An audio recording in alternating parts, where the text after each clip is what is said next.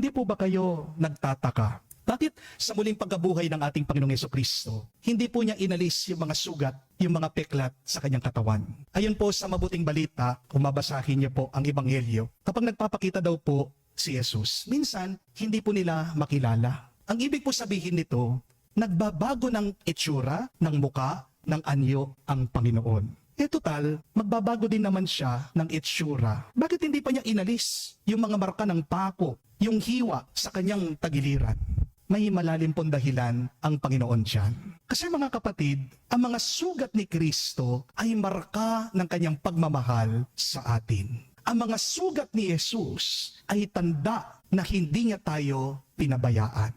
Sa pamamagitan ng kanyang mga sugat, pinatunayan niya kahit na gaano kalalim tayo nahulog sa kasalanan, hinawakan pa rin niya tayo, hindi niya tayo binitawan, at itinaas niya tayo, ibinalik niya tayo sa Diyos Ama. Mga kapatid, tandaan niyo po, hindi ka niligtas ng Diyos na walang sugat.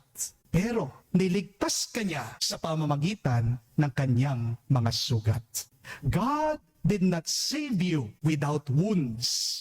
God saved you because of His wounds. Kaya wag din natin ikahiya kung tayo man ay masusugat dahil sa ating pagmamahal sa iba.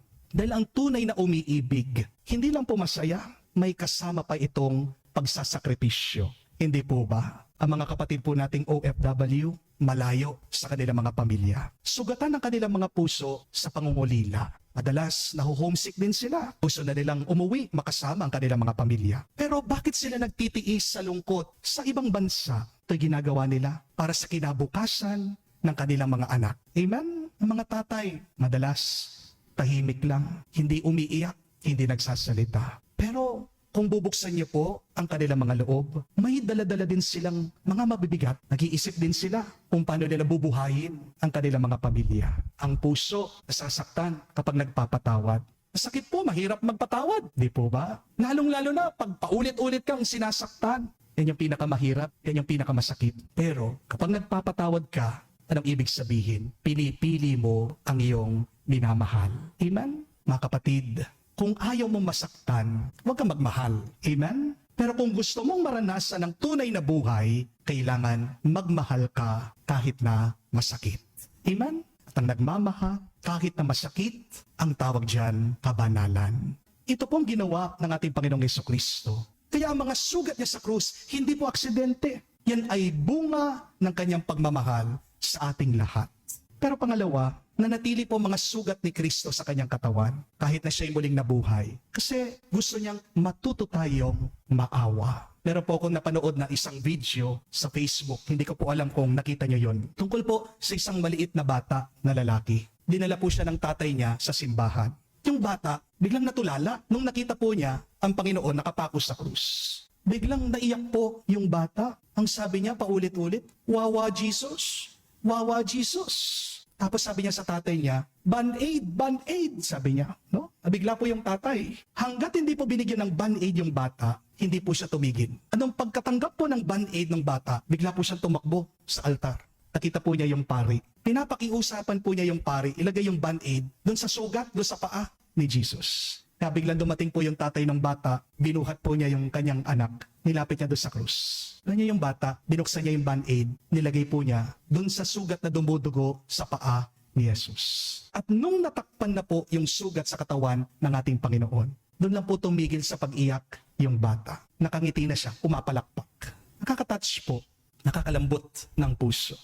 At mapapaisip ka, di po ba? Buti pa yung bata, marunong maawa. Pero bakit tayo mga matatanda, habang patanda na tayong patanda, nawawala ang ating mga awa? Ito po ay marahil dahil nakatingin tayo hindi sa tao, o hindi lagi tayong nakatingin at naghahanap ng kayamanan, ng kapangyarihan, ng pera, ng kasikatan. Tingnan niyo po kung ano nangyayari sa gera sa Middle East. Sino pong pinakakawawa sa gera? Hindi po ba yung mga inosenteng tao, yung mga sibilyan, ang mga unang nasawi sa pagbobomba po nila sa Iran? Alam niyo po kung sino? Mga school children, mga maliliit na batang babae.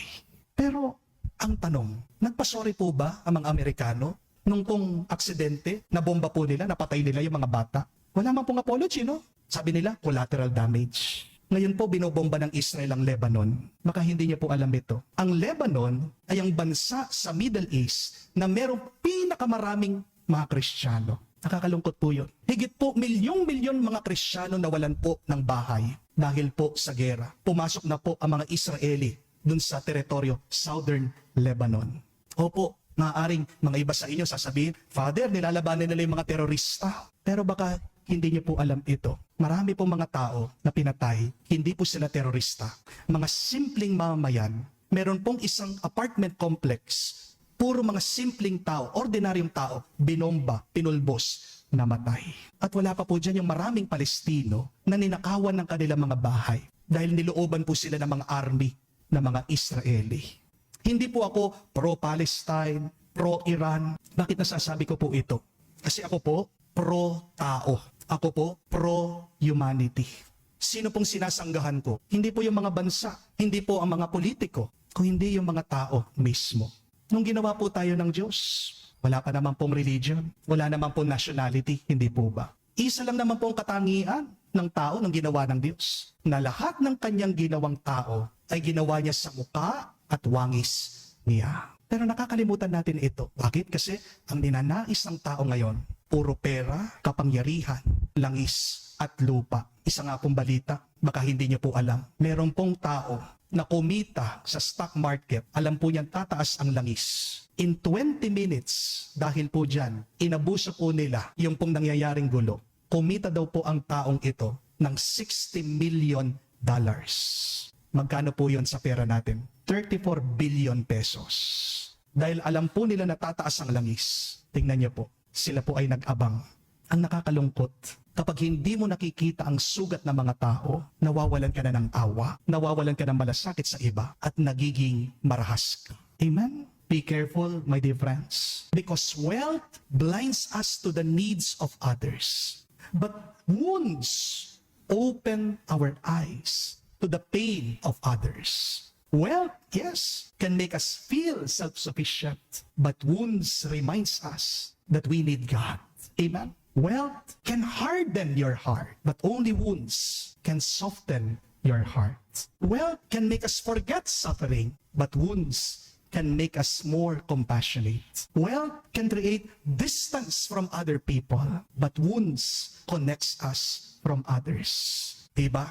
Kapag nakita mo yung iba, nahihirapan, nasugatan, naaksidente, parang ikaw na din yung nasugatan, naaksidente, nahahabag ka sa kanila. Huwag niyo pong kalimutan yan, mga kapatid. Ang kayamanan minsan ang nagpipikit sa ating mga mata, pero ang mga sugat silang nagbubukas naman sa ating mga puso at kalooban. Mga kapatid, ang mga sugat ni Kristo ay galing sa pagkamakasarili at kayabangan ng ibang tao. Pero hindi inalis ni Kristo ang mga sugat niya sa kanyang kamay at tagaliran. Kasi pinapaalala niya na dapat tayong maawa sa ating mga kapwa. Pasalamat po tayo dahil sa mga sugat ni Jesus, niligtas niya tayo. Dahil sa mga sugat ni Kristo, tayo ngayon ay nakakatanggap ng grasya at ng awa. Harinawa, kung nakatanggap ka ng awa ngayon, kung gumaling ka sa iyong sakit, kung nabayaran mo ang iyong mga utang, kung nagbago ang iyong minamahal, kung maayos pa ang iyong trabaho, kung meron kang bahay, meron kang kinakain araw-araw, kung malusog ka, kapatid, lahat ng yan ay awa galing sa Diyos. Harinawa, maging maawain ka din sa iba. Kaya magdasal po tayo sa banal na misang ito. Sabihin natin, banal na awa ni Jesus. Kaawaan mo kami. Pagpalain mo kami ngayon at magpakailanman. Amen. Magandang araw po muli sa inyong